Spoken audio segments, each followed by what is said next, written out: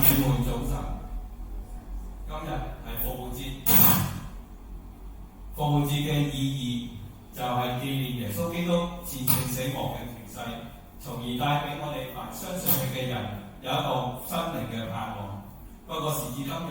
仍有好多人對耶穌嘅復活抱住一個懷疑嘅態度，甚至有多嘅小學家或者科學家都仍然不斷咁去問耶穌係咪真係復活呢？耶穌復活又有究竟有啲咩科學根據呢？耶穌復活究竟係一個新歷史事實，定係只係一個第一世紀度講緊嘅傳說呢？我諗對於基督徒嚟講，我哋要問嘅唔應該係問耶穌到底有冇復活，因為呢個已經係我哋上面嘅根基，係毋庸置疑嘅。反而我哋要問嘅就係耶穌復活到底同我哋有啲咩關係，而我哋又可以點樣喺生活裏邊去活證呢一份基督復活嘅生命呢？我知今日有好多嘅人，甚至信徒都認為耶穌嘅復活嘅事情，好似發生咗喺2000多年前嘅時候，似乎太遙遠啦，我哋冇辦法去理解得到。然而我哋仲係仍要強調嘅，耶穌基督嘅復活對我哋絕對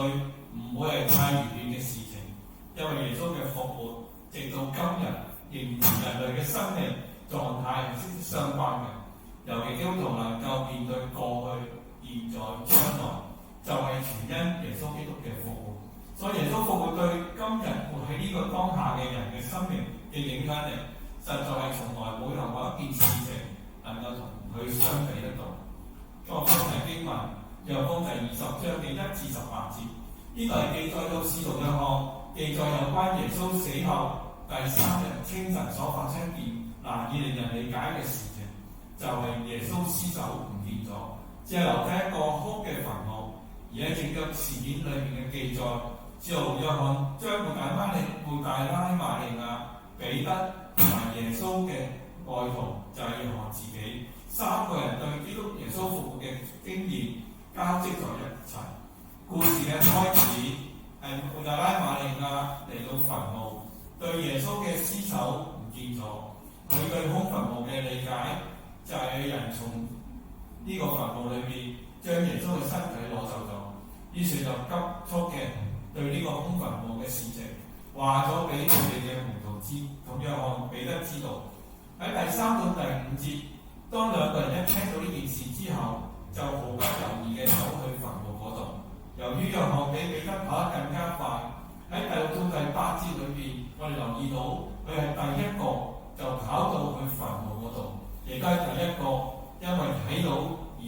相信主復活嘅門徒。至於後到嘅彼得，更加係第一個進入到空墳墓嘅門徒。彼得喺空墳墓裏邊睇到果頭根捲住，裹屍布同埋細麻布放喺一處，但係佢冇為到眼前所睇到一切嘅事情做一個嘅反應。若果對於讀者嚟講，沉默嘅裹屍布或者捲住嘅項根，正係好向我哋反對耶穌嘅屍首被偷嘅一個強烈證據。而整個事件更加讓我哋清楚睇到一個關於耶穌基督完整復活同埋顯現嘅見證故事。誠然今次見證主復活嘅主角抹大拉瑪利亞，佢唔單止係發現空墳墓嘅婦女之一，更加係第一個向門徒報告空墳墓事件嘅婦女。咁抹大拉瑪利亞又係邊一個呢？喺2003年嘅時候，我諗大家可能睇過呢一本書，呢個作者叫做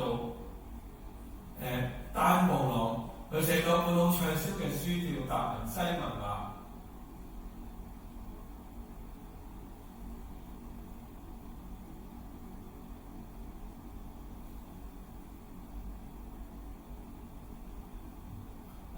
呢一本書係講到喺以達文西嘅名畫做一個最後晚餐嘅證據，講明咗抹大拉瑪利亞唔單止喺最後晚餐嘅時候在場，而且更加喺耶穌嘅旁邊。所以呢本書提到有關基督聖杯嘅傳說，甚至我哋知道抹大拉瑪利亞喺基督耶穌嘅歷史裏面嘅角色，同係所謂嘅證據，其實係延續到1世紀教會裏邊嘅異端諾斯底主義派嘅説法同埋理論，根本就係扭曲同埋驗中咗聖經嘅真理。我哋諗下，就連異端都用抹大拉瑪利亞去編寫一個咁荒謬嘅證據嚟辯稱基督教嘅真理，就可以見到抹大拉瑪利亞確實係一個喺歷史同埋聖經裏面非常之獨特嘅人物。不過生命所彰顯嘅，亦只不過係我哋嗰個基督徒一個生命嘅縮影。再根據路加福音第8章嘅2節記載到，抹大拉瑪利亞曾經被7隻嘅污鬼附住，後來耶穌就將呢7隻嘅污鬼趕咗出嚟。我哋到抹大拉瑪利亞遇到耶穌之前，佢嘅生命唔單止受到魔鬼嘅纏繞，亦都受到黑暗嘅勢力所限制。雖然聖經冇話俾我哋聽，抹大拉瑪利亞究竟點樣活喺呢咁恐懼黑暗嘅日子有幾耐，但係我哋可以想像試下，7隻污鬼一齊嘅身上面係幾咁嘅恐怖嘅事情。不過直到有一日，當佢與耶穌相遇，耶穌就藉着自己嘅能力同權柄，拯救咗抹大拉瑪利亞，脫離咗呢啲咁污鬼黑暗嘅權勢，並且賜佢真正嘅平安同埋自由嘅生命。我睇到耶穌唔單止係抹大拉瑪利亞嘅恩人，更加係改變佢一生嘅主。然而當我哋諗到抹大拉瑪利亞長久以嚟會喺呢一種被黑暗權勢壓制嘅慘況裏面，不期然讓我哋想到今日現代人雖然活喺呢個七彩繽紛嘅大都市裏面，我哋又何嘗唔係欣然嘅接受呢啲被黑暗權勢捆綁嘅生活呢？好似有啲人因為抵受唔住情慾嘅誘惑而導致家庭破裂，今日婚姻已經唔係再係天長地久，而係一種感覺，呢種 feel 冇咗嘅話，就會大家分開。難怪喺我哋呢個嘅今日世代裏面，離婚率係非常之高。另外有啲人為咗食好、住好、著好，不惜嘅揮霍無度，結果就成為咗老流、卡流、債流。原來當時代越嚟越進步嘅時候，呢啲黑暗嘅權勢嘅事物，亦都會越嚟越合法化，甚至可以成為咗另類嘅權勢喺社會裏面出現。我早排帶我睇香港嘅新聞，講到捉咗3個嘅少年喺度製造太空人，最大嗰個幾歲？係13歲。你咗嘅人知啦嘛？你13歲嘅時候，你做緊啲乜嘢？佢哋就做緊製造緊毒品。佢哋可以，其實佢哋賺嘅利潤唔多，但係就為咗一時嘅即係所謂享受，佢哋要做呢啲嘅動作。所以今日服務嘅基督同樣要彰顯佢嘅權能，去施行救情嘅工作。縱然今日好多人沉溺喺白色新時尚嘅口號裏邊，不論係喺黃賭毒黑嘅診所中，亦都或者係獨喺被物質虛榮嘅診所裏邊。我哋仍能夠被福音所帶動嘅影響而得到釋放，從而我能夠成為咗呢個福音帶來嘅見證者。就好似喺香港過去日子裏邊，大家能夠聽過戶外得生團體啲人，佢哋就係一班沉淪喺毒海裏邊嘅人，點樣介紹毒癮，重新獲得到新嘅生命。我哋以前都試過喺廟街，我哋去開佈道會，大家知道廟街係一個龍蛇混雜、藏污納垢嘅地方。但係都有幾間嘅教會喺度向緊呢啲嘅人去傳福音，就係要讓福音嘅光去照亮呢啲黑暗嘅地方。就正如馬太福音第4章16節嗰度話到：那坐在黑暗裏的百姓，看見了大光；坐在黑暗之地的人，有光發現照着他們。所以基督嘅所付嘅基督就係要使到黑暗變成光明。另外由於抹大拉瑪利亞過去被鬼附着，所以喺猶太人嘅社會裏邊，佢係一個有罪嘅女人，佢唔單止被人輕視、排斥同埋棄絕，甚至喺人嘅眼裏邊，佢係一個唔能夠唔配得上帝恩典嘅人。而耶穌卻係揀選咗佢，以無條件嘅愛嚟愛佢，赦免佢過去佢所犯嘅一切罪孽，並且揀選佢嚟為我哋作第一位見證服務主嘅人，讓基督嘅盼望從佢嘅身上傳揚出去。故此，當我哋回顧同埋仔細檢視自己嘅生命嘅時候，我哋都會發現我哋嘅生命喺遇見耶穌之前，亦都同樣係被黑暗嘅權勢去所限制。但係因為主耶穌嘅能力並同埋佢真理嘅光照，我哋先至能夠被引導從黑暗得光明其實我哋何嘗係一個不配得上帝嘅愛同恩典嘅人？真㗎，我哋根本冇任何特別嘅地方去吸引到上帝嚟愛我哋，但係因為上帝一份無條件主動嘅愛嚟愛我哋，並且願意收納我哋凡接受救恩嘅人成為佢嘅兒女。我哋喺呢個世代，我哋都好似瑪利亞一樣，係一個微小嘅人，甚至可能係被人輕視、排斥，甚至棄絕。但係感恩嘅係因為耶穌愛我哋，佢揀選我哋就係要我哋成為一個復活嘅見證人，要我哋將佢嘅復活嘅盼望從我哋嘅身上傳揚出去。因此今日我哋要從約翰第10章呢段經文裏邊，藉着馬大負責拉瑪利亞嘅舉動嚟幫助我哋好好反省自己，我哋究竟以咩樣式嘅態度去回應耶穌嘅復活？喺今日呢段經文裏邊第11節，約翰描述到兩個好生動嘅場景，亦都展露咗瑪利亞同復活主之間一個感人嘅故事。第一個就係瑪利亞因為空墳墓而獨自喺墳墓之前悲傷嘅哭泣。毋庸置疑，耶穌可以話係生命裏面唯一一位以尊嚴、仁愛、尊重、禮待佢嘅朋友。只可惜佢已經死咗。而家當佢嚟到墳墓前要悼念佢嘅時候，佢竟然發現耶穌嘅屍體唔見咗，甚至不知所蹤。以致瑪利亞一時冇辦法接受眼前呢個事物嘅改變，亦都冇辦法即時重整自己嘅生命，以致到佢認為自己已經一無所有。所以喺呢個完全崩潰嘅當刻，佢嘅生命就因為失去咗光，就悲傷得不能自主，甚至係完全崩潰嘅放聲嚎哭。我睇到佢已經係心陷入咗一個悲傷嘅情緒裏邊。我記得當我自己爸爸過世嘅時候，我弟弟喺香港打電話俾我喺街度行緊嘅時候收呢個電話，我裏面突然間一個好大嘅一個震撼，就係同我太太講：我要翻香港，我要翻香港。當時我冇辦法控制到我自己嘅情緒，當我冷靜落嚟嘅時候，我先知道應該要點樣去做。人喺呢啲咁嘅無助，或者呢啲咁突然嘅一啲我哋覺得失去咗好重要嘅嘢嘅時候，嗰種所謂我哋嘅情緒，我哋冇辦法可以制止得到。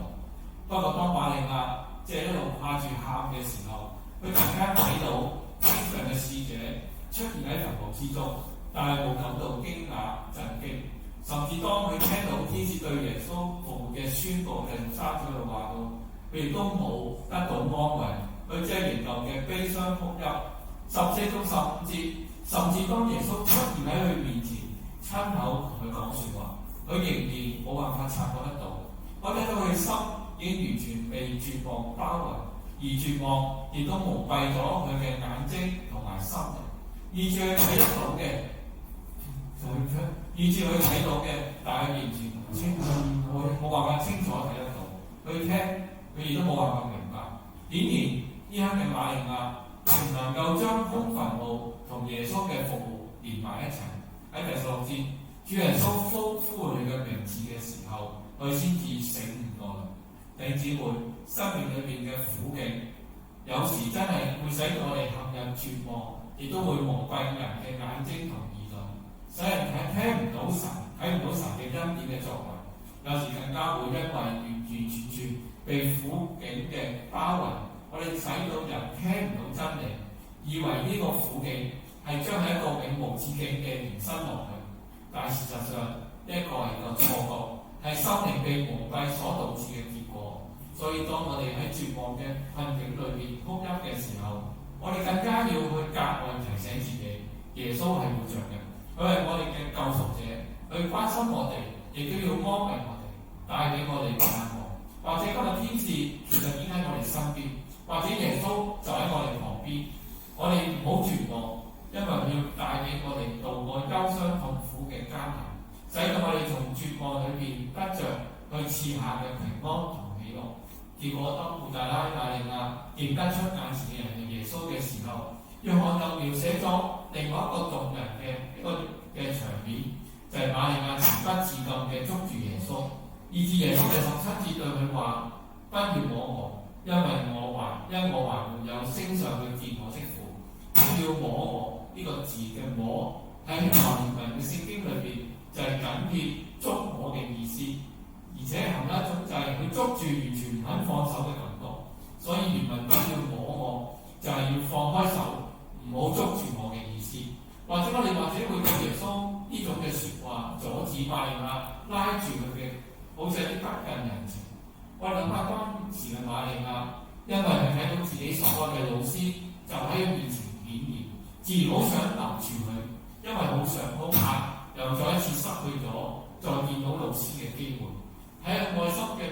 主嘅心迫切之下，就緊緊嘅抓住佢不放。呢個係人之常情。況且往後當耶穌向門徒顯現嘅時候，佢又叫門徒嚟摸佢釘人嘅手、肋旁嘅槍傷。但係點解耶穌喺呢一度又唔容許抹大拉馬利亞嚟拉住佢？有聖學家解釋就係、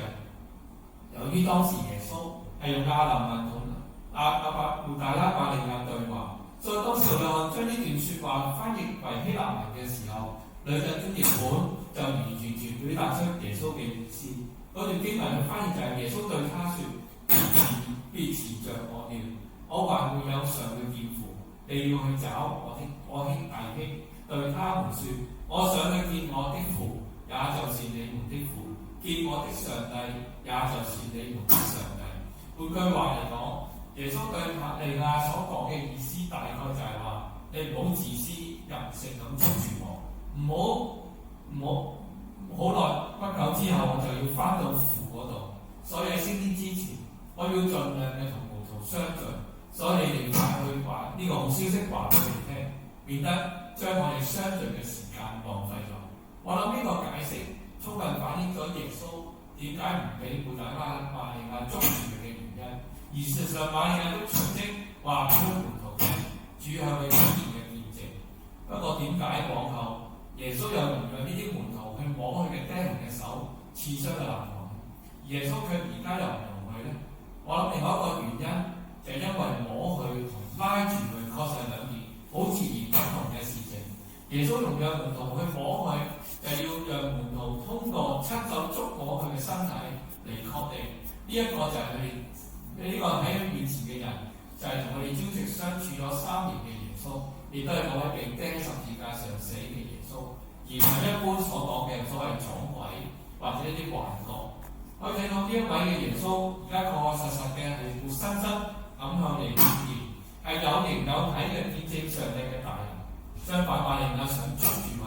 唔係想要證實呢個眼前嘅人係咪耶穌，而係一種情不自禁嘅動作。所以耶穌禁止佢拉住佢，就係要為佢自己嘅復活作見證嘅。所以吩咐要即時向門徒講出去遇見主嘅經歷。另外，耶穌亦都要教導去學習一樣嘢，就係放低過去。就係眼前嘅耶穌雖然係從前嘅耶穌，但係佢係經歷咗復活嘅主，佢已經完全嘅改變。所以要瑪利亞學習以一個新嘅態度、關係嚟面對呢個新嘅生命。然而佢拉住耶穌，係因為以為耶穌活過嚟之後，一切可以恢復如常，好似從前一樣。所以呢個錯誤嘅想法，耶穌嘅復活就係要為我哋嘅生命帶嚟一個全新嘅旅程。事實上喺耶穌嘅傳道生涯裏邊，佢曾經令到3個已經死去嘅人復活過嚟，包括拿因城寡婦嘅癱子，為到抹大拉馬利亞，為到瑪利亞嘅兄弟拉撒路。聖經描述佢哋嘅復活被召過嚟嘅時候，都能夠有個新嘅生命。不過呢一個嘅新嘅生命，耶穌嘅復活嘅生命嘅分別就係耶穌嘅生命係一個全新嘅生命，而佢哋只不過係喺度延續緊一個生命，就係之前嗰個生命。佢有翻呼吸，有翻一切所有嘅關係。所以耶穌同復活嘅不同嘅地方，就喺復活之後進入咗一個自然不同嘅存在嘅層次。就正如啟示錄第1章18節嗰度提到，佢話佢係不會再滅亡，要活到永永遠遠嘅。故此，千萬我哋唔好以為耶穌嘅復活只係一個靈嘅顯現，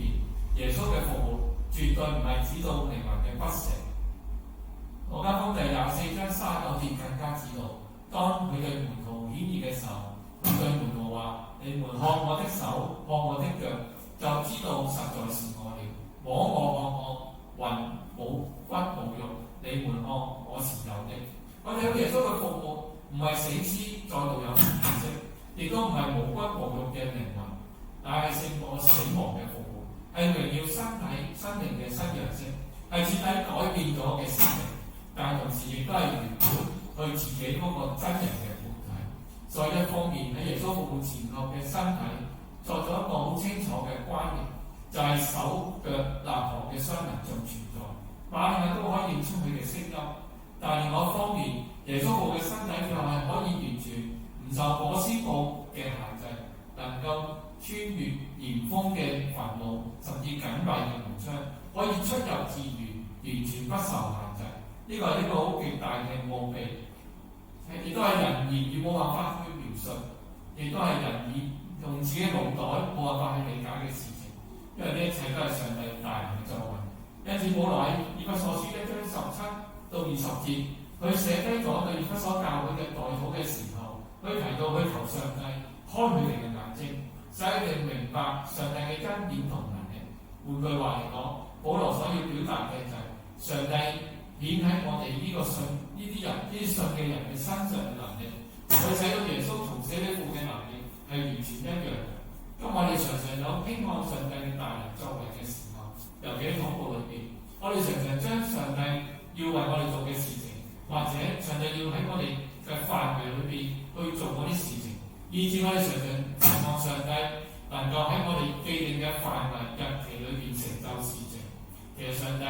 係一位掌管萬物嘅上帝，佢嘅智慧高於地上一切嘅智慧，所以人以為係死線限期或者範圍都唔能夠阻止神成就佢嘅事。故此今日我哋可以點樣生活裏邊彰顯上帝大能，嚟換證基督耶穌嘅復活？或者喺我哋一生當中最大嘅掙扎就係要拒絕魔鬼同一切權勢嘅作為，從而能夠活得像上帝嘅孩子。我哋仍然好似昔日嘅哥林多教嘅節一樣，係被我哋肉體怒我控制，停止喺屬靈嬰孩嘅階段而冇成長。所以保羅喺林前3章第3節就責備佢哋話：你哋仍唔屬肉體嘅。不過保羅唔係話佢哋同聖靈係冇份嘅屬世人，而係當人受到聖靈嘅光照成為基督徒之後，縱使肉體嘅老我係仍然係好頑固嘅，但係聖靈喺我哋信主嗰刻就開始住喺我哋嘅裏面，佢會幫助我哋戰勝頑固嘅老我。問題就在於我哋自己必須要信服，讓聖靈管理我哋嘅生命，先能夠戰勝心中嘅老我。所以保羅喺加拉太書16章第5章16到21節，好清楚話俾我哋聽，隨從聖靈嘅就係得生命。我哋如果放縱我哋肉體嘅時候，我哋就係被我哋嘅私慾去纏繞。只可惜多唔多教弟兄姊妹彼此之間仲呈現住好多嘅嫉妒紛爭嘅問題，所以保羅責備佢哋，佢話：你哋豈不是屬靈肉體，照着世人的樣子行嗎？故此，我哋身為一個基督徒，我就應該要受聖靈嘅引導，而唔係應該再讓自己嘅肉體嘅老我或者血氣所限制。所以我哋有嘅生命係要有改變嘅生命，而唔係過住一個同世人一樣嘅生活。就好似今日有好多弟兄姊妹，我哋冇信服聖靈嘅引導，仍然受到肉體嘅老我限制，以致屬靈嘅生命陷進一個僵硬嘅地帶，總係停滯不前，令到我哋好時嘅。所以當出現咗呢個僵硬嘅景象嘅時候，就好似一粒種子曬基基裏邊，因為擠住而唔能夠生長，呢個對基督徒嚟講係一個好大嘅屬靈嘅危機。如果唔解決，就算你想住幾多年都好，你仍冇辦法結出果子。我話享受到喺樹裏邊嘅豐盛，結果就遮住鹹魚。因此弟兄姊妹，你甘唔甘心自己嘅屬靈生命去到呢個光景？今日你係咪已經意識到自己屬靈嘅生命真係閉塞到一個樽頸嘅位置？你係咪已經好耐冇理會點樣做一個基督徒咧？你係咪已經覺得喺信仰上面持續追求重要性咧？甚至係咪已經開始太唔明白點解你每個禮拜要嚟崇拜，或者參加其他教會聚會嘅目的同意義咧？如果第一次呢個景象，好大嘅可能就係因為你嘅口裏面講你要同耶穌徹底同死同埋葬，但實際上你冇真死，你仍然未出死入生嘅經歷，以致你屬靈嘅生命仍然停留喺舊有嘅生命階段，冇付上任何生命去做好一個基督徒。真係，如果你未置之於死地然後生嘅話，你個屬靈嘅生命就只有變成一條鹹魚，唔單止冇生命力嘅生命，更加唔能夠散發出基督馨香嘅氣去吸引其他人。所以老約翰喺啟示錄嘅第3章警告我哋，佢話你唔可以不冷不熱，否則嘅上帝會將佢從你口中吐出嚟。其實耶穌亦都同樣提醒我哋，佢話手扶着犁向後看嘅人不配進神嘅國。弟兄姊妹，用我再一次嚟俾我哋反省我哋自己而家屬靈嘅光景，你係咪已經仍然繼續想做一條鹹魚，定係想做一個豐盛嘅器皿呢？再當我信耶穌之後，我哋第一個我哋要同罪劃清界線，唔好讓我哋嘅情慾去做主，反而我哋要受洗歸入主嘅死。因為只有真正嘅人先至再冇知覺，所以對於嗰啲唔合神心意嘅事情，我哋要遠離。故事喺帖前4章3節提醒話佢聽，我哋要遠離淫行。否則或者有人認為我哋喺生活上根本冇情慾嘅誘惑，甚至有定力唔會受到誘惑，係咪真係可以做得到呢？首先我問一下自己，今日有時咁開放接觸人物嘅世界裏面，道德觀係點樣？相信大家唔需要我講，大家都會心焦頭傻。有時我哋好可悲嘅教會裏面同樣發生好多呢啲性愛婚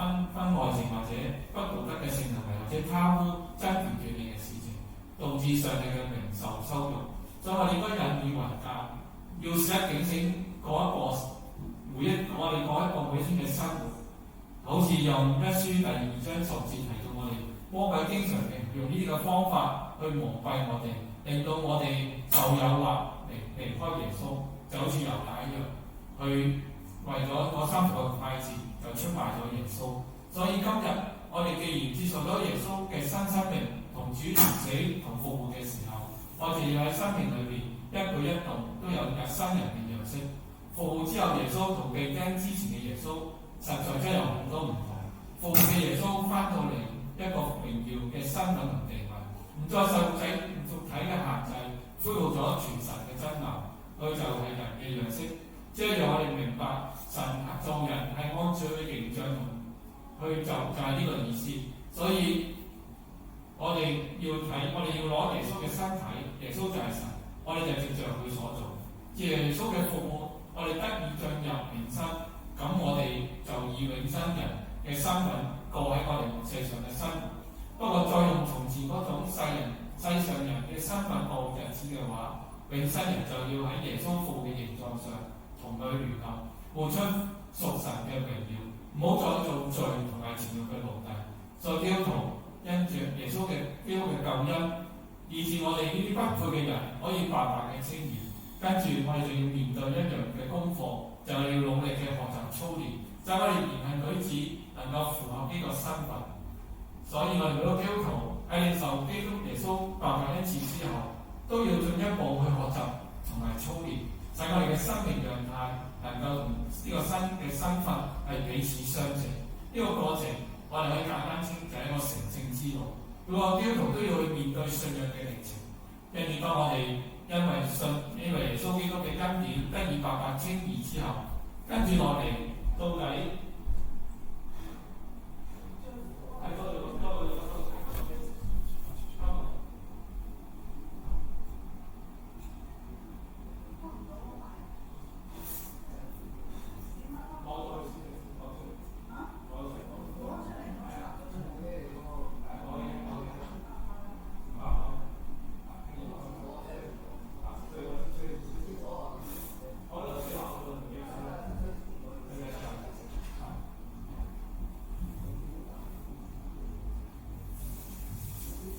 因此，當我哋耶穌嘅恩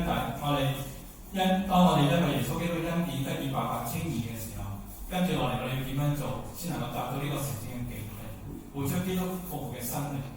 我諗羅馬書6章5節好清楚話俾我哋聽，我哋嘅生命必須要同耶穌基督聯合，先能夠有一個活出符合上帝心意嘅生命。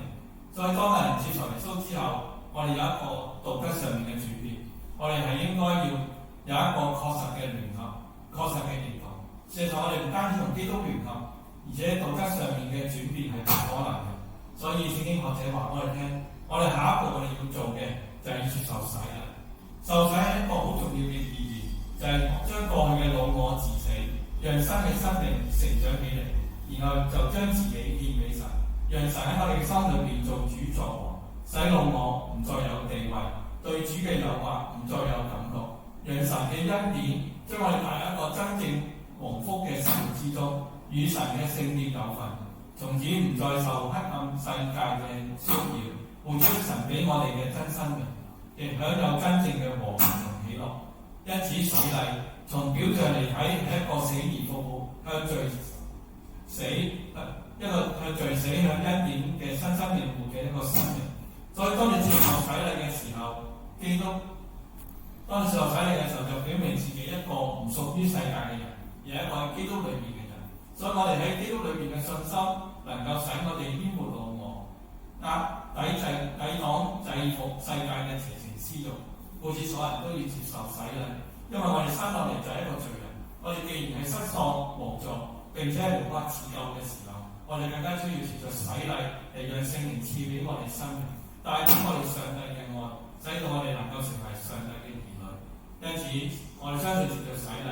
慈愛嘅上帝就會將我哋同主耶穌嘅死同復活連結起嚟，將我哋從罪惡同埋死亡裏面救贖出嚟。因此，我哋接受洗禮，唔係因為我哋要加入教會，洗禮我哋要透過每日洗禮嘅力量，去俾我哋能夠過一個聖潔嘅生活。所以上帝使我哋喺聖洗禮裏面罪得赦免，重新成為佢嘅兒女，並且承受永生。亦係重新嘅洗禮同聖靈嘅更新，讓我哋受洗加入佢嘅聖教會，成為咗基督身體上嘅肢體，